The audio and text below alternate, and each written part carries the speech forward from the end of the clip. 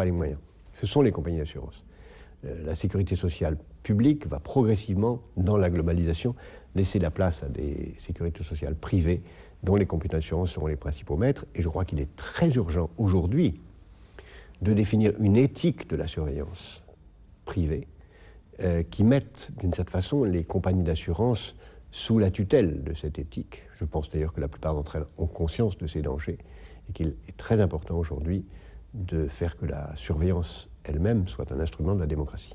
Alors pour terminer sur une note un petit peu plus optimiste, même si tout ce que vous nous dites visera à nous protéger, quels seront les domaines dans lesquels nous ne serons, à votre avis, jamais surveillés?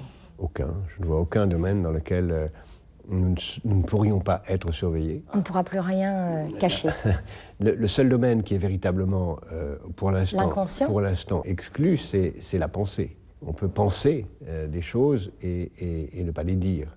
Mais je vous ai entendu déjà parler de la télépathie voilà, et de la capacité à comprendre ce que l'autre pense. Voilà. Dans la mesure où on aura une possibilité de transmettre, et qui existe déjà, par le cerveau, des informations à un ordinateur, cette transmission dans un sens pourra aller en sens inverse.